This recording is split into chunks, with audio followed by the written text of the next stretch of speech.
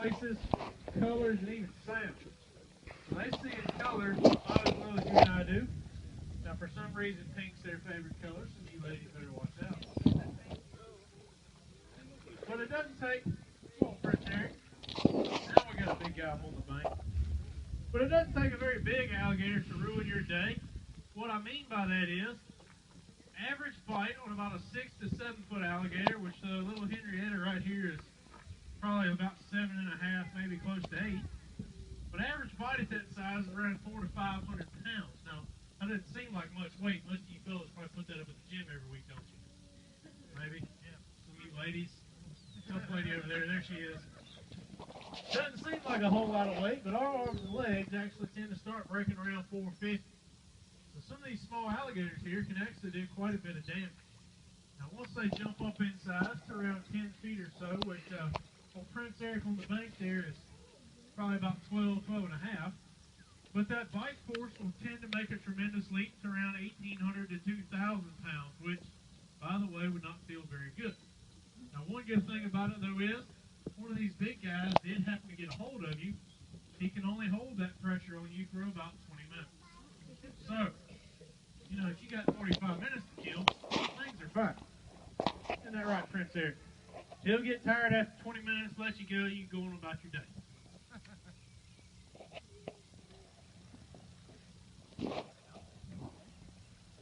Now, we've actually got both males and females out here in the swamp. From an external standpoint, though, male and female alligators look the same.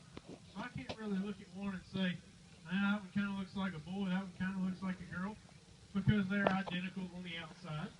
Now, there's basically a couple ways that you guys can tell whether this alligator is going to be a boy or a girl. Now, the first way, you just toss your wallet over the fence. Ladies will always beat them to it. The second way, you could physically catch that alligator, kind of reach in, check out the running gear if you know what I mean. Somebody jump in there and give her a push. And the last way is, ladies, you only get upwards of about 10 feet or so. You will never make it over 11. Fellas, you get up into about the 13-foot range, maxing at around 14. So if it's over 11 feet, I can pretty well guarantee it's going to be a male. Now, ladies, what you lack in size, you make up for an overall temperament and attitude. Good example. Two of the meanest alligators in the swamp. Luckily, I haven't seen them today. But due to their lovely temperament and attitudes, we just call them Hillary and Nancy. The rest of them we name after Evan's ex-girlfriend, similar temperament. All right, Prince Eric, come on, let's go get front and center. Follow me. Heel. Heel. You know, believe it or not, these are actually some pretty highly trained alligators. Alligators, lay down. Like 6 years of teaching that, by the way. Yeah, so right now, I'm definitely not going to fill any of these guys up. At one time, if they wanted to, some of these bigger alligators, like Prince Eric here, can actually eat about a fifth of their body weight. So, Eric, I'd say he's, I don't know, we'll give him 700 pounds. He might not be quite that heavy. But we'll say yes, I don't have to do a whole lot of math. So at one time, if he wanted, he could actually eat upwards of about 140 pounds in one sitting.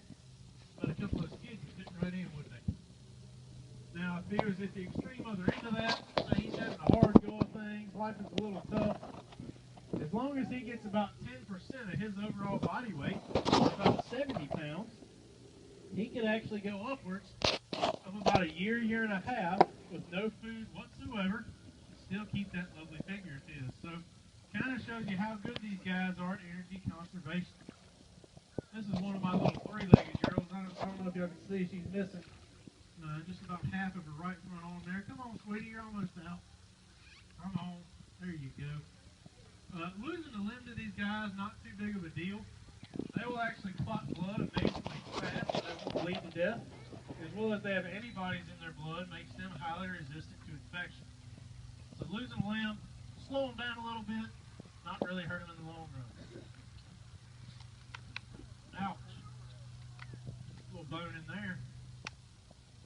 Kind of makes my fingers hurt. How about y'all? He's working on it.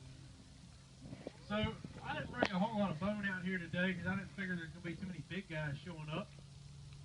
Reason for that, it's still a little on the cool alligator is concerned, they're looking for about 85 degrees. I think we might have hit 60 today, maybe 65. So a lot of your big guys are saying, hey, I'm going to wait for this warmer weather to show up. The little ones, they heat up a lot faster, therefore they can digest that food a little bit easier. Basically, they can eat just about anything in the wild that they would find and digest it in about 7 to 10 days. Typically, they eat turtles, which consist of about 80% of their diet. So they can break down those shells, no problem. Turtle sounds pretty good right now. Hard, crunchy outside, soft, gooey center. Makes me hungry. Alright, we got a couple pieces left. Typically, once I start running low on food, it's just a good idea to get out of here. Then we're going to do something really exciting. Everybody here can swim, right? We got any non-swimmers? Raise your hand. I'll raise your hand. You're volunteering. Alright, well, we had a decent speed this afternoon. I really didn't think we were going to have too many show up. It's just been kind of a ugly day today. Come on, Prince Eric. Wake up. Now, before I get out of here, what I can actually get him to do is I'm going to get him to open his mouth up real wide like this and hold it there. I'm going to stick my head in for a second. Y'all can take some pretty cool off this kid. Stupid is as stupid does, right? Come on, Prince Eric.